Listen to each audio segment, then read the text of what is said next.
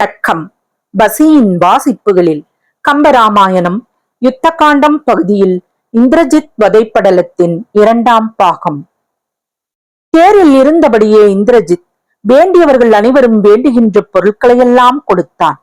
அதன் பின் கொடிய ராவணனை கடைக்கண்ணால் பார்த்து பார்த்து தனது 2 கண்களில் இருந்தும் கண்ணீர் பெருக இந்திரஜித் போர்க்களத்துக்கு புறப்பட்டான். அவ்வாறு தானே வலிய போருக்கு புறப்பட்ட இந்திரஜித்தை நெருங்கிய அரக்கர்கள் பலர், மலை போன்ற அழகிய தோள்களை உடையவனை, உன்னை பிரிய மாட்டோம், உன்னுடனே நாங்களும் இறப்போம் என்று சொல்லி அவனுடன் தாமும் வலிய தொடர்ந்தார்கள். தன்னை தொடர்ந்து அவர்களை நோக்கிய இந்திரஜித், மாமன்னரை காத்திருங்கள், சிறிதும் கலங்காதீர்கள், இன்றே நான் போய் மனிதர்களை வென்று திரும்பி வருவேன் என்றான்.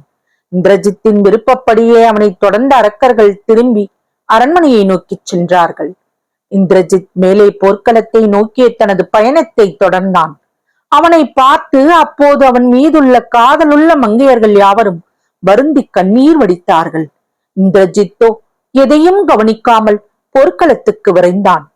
போரிலே இந்திரஜித் தோற்று ஓடி மானில் மறைந்து கண்ட லட்சுமணன் விபீஷ்ணனை பார்த்து, விபீஷ்ணா, தோற்று வானில் சென்று மறைந்த இந்திரஜித் இதுவரை ஒன்றும் மாயத்தை செய்ய காணோம். ஆகவே அவன் இலங்கைக்கு ஓடி போயிருக்க வேண்டும் என்றான். அதே சமயம் போர்க்களத்துக்கு தெய்வ தேரிலே இந்திரஜித் மீண்டும் திரும்பி வந்து கொண்டிருந்தான். அவனுடைய தேரொலியை லக்ஷ்மணன் கேட்டான். வானரர்களின் குடல் குலையவும் திசையானைகள் நிலைகட்டோடவும் பெரிய தெய்வ தேரோடு ஆதிசேஷனின் படம் போல லக்ஷ்மணனின் எதிரே வந்து நின்றது. இந்திரஜித் போருக்கு மீண்டும் எழுந்ததைக் கண்ட அரக்கர்கள் மகிழ்ந்து ஆரவாரித்தார்கள். அதை கேட்ட உடனே அமரர்கள் அஞ்சினார்கள். வானரர்கள் மனம் அஞ்சு உடல் வேர்த்தார்கள். இந்திரஜித் போரை தொடங்கினான். தனது வலிய வில்லில் இருந்து கொடிய அம்புகளை பிரயோகித்தான். அக்கணமே லக்ஷ்மணன் இந்திரஜித்தை நெருங்கி நேர் நின்று எதிர்த்து அம்பு மழைகளை பொழியத் தொடங்கினான். அதனால் உலகில் கொடிய பகையுடனே ஜுவாலையோடு கூடிய நெருப்பு நெருங்கிற்று. விபீஷ்ணன் சட்டென்று அப்போது இளைய பெருமாளை நெருங்கி, இப்போது இந்திரஜித்தை விட்டுவிட்டால் பிறகு வெல்வது முடியாது என்று தொழுது கூறினான். அவ்வார்த்தைகளை கேட்டவுடனே சுமித்ரா தேவியின் மைந்தன் உலகம் வருந்தவும் குளமலைகளும் பொடிபடவும் பூமியின் கீழ் எல்லையுள்ள ஆதிசேஷனும் அச்சம் அடையுமாக தனது வலிய வில்லை வளைத்து அம்புகளை இந்திரஜித்தின் மேல் சராமாரியாக தொடுத்தான். இந்திரஜித்தும் சளைக்கவில்லை. அவனும் லக்ஷ்மணன் மேல் கொடிய சரங்களை தொடுத்தான். அவர்கள் இருவரும் ஒருவரை ஒருவர் எதிர்த்து கடுமையாக பான பிரயோகம் செய்யவே அவர்களுடைய அம்புகளினால் அரக்கர்களும் வானரர்களுமாக அளவற்று மாண்டார்கள். லக்ஷ்மணனுடைய பல அம்புகள் இந்திரஜித்தின் உடம்பிலே பாய்ந்து சென்று குருதி வெள்ளத்தை பெருக்கின. அதனால் ஆவேசம் கொண்ட இந்திரஜித் கொடிய கணைகளை ராமர் தம்பியின் மேல் தொடுத்தான். ஆனால் அவைகள் லக்ஷ்மணன் அணிந்துள்ள கவசத்தை ஊறி செல்ல முடியாமல் வீணாகி தரையிலே விழுந்தன. அப்போது அனுமன் அங்கே பிரவேசித்து இந்திரஜித்தை தாக்கத் தொடங்கினான். தன்னை தாக்க வந்த வாயுகுமாரனின் மேல் இந்திரஜித் அம்புகளை ஏவினான். அவைகளை குறிமாறாது சென்று அஞ்சனையின் மகன் மேலே பாய்ந்து புற்றிடை பாம்பு நுழைவது போல ஊடுருவி பின்பக்கமாக அப்பால் போயின. வீராவேசம் கொண்டிருந்ததால் அனுமன் அதனை உணரவில்லை. அனுமனின் நிலையை பார்த்ததும் லக்ஷ்மணன் கொடும் கோபம் கொண்டான். அக்கோபத்துடன் அரக்கனின் கவசம் அழியும்படியாக சுடுசரங்களை தொடுத்தான்.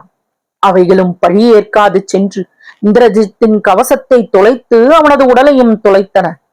தனது உடம்பிலே அம்புகள் துளைக்கவும் இந்திரஜித் விழியில் இருந்து அனல் புறப்பட சினம் கொண்டு எரிகின்ற கணைகளை ஏவினான்.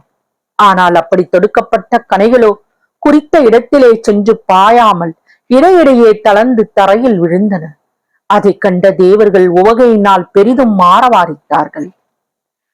தனது வில்லின் வலிமை ஒடுங்கிவிட்டதைக் கண்டதும் இந்திரஜித் சற்றே தடுமாறி போனான். ஆயினும் அவன் மறுவினாடியில் துணிவு கொண்டான். வெயிலை விட வெப்பமுடைய தனது வேலினால் போர் செய்ய முனைந்தான். தனது கையில் உள்ள வேலை விரைந்து செல் எனச் சொல்லி வலிமையோடு லக்ஷ்மணன் மேல் வீசி எறிந்தான். இந்திரஜித் வீசி எறிந்த வேல் பரமசிவன் அவனுடைய தவத்தை மெச்சுக் கொடுத்தது. ஆதலால் அது பகற்பொழுதை காட்டிலும் அதிகமான ஒளியோடு விரைந்து சென்றது. அதை கண்ட இளைய மைந்தன் 7 வகை முனிவர்களின் சாபச் சொல்லினும் வலியதான ஒரு சுடுகணையை அதற்கு எதிராக ஏவினான். அச்சுடுகனை உடனே விரைந்து போய் அந்த வேலை இரு துண்டாக்கி அழித்தது.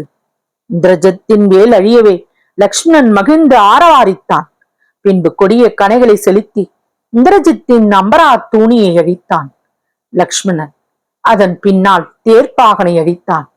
தேர்ப்பாகன் இறக்கவே தேர் நிலைகுலையத் தொடங்கியது.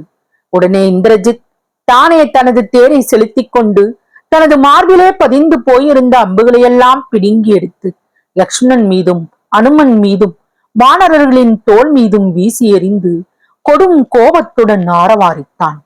இந்திரஜித்தின் வலிமையை கண்ட தேவர்கள் வியந்தார்கள். இவனே வீரர்களுக்கெல்லாம் முதல் வீரனாவான்.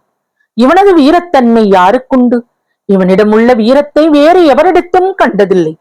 இறப்பு வந்து சேரும் பொழுதிலும் தமது வீர உணர்ச்சி குன்றாது துணிவுடன் செயல்படுபவரே தீரர் என்று சொல்லத்தக்கவராவார்கள் என்று சொல்லி வாழ்த்தி தேவர்கள் மீது அவன் மீது தெய்வ பொற்பூக்களை சிந்தினார்கள். தொடரும்.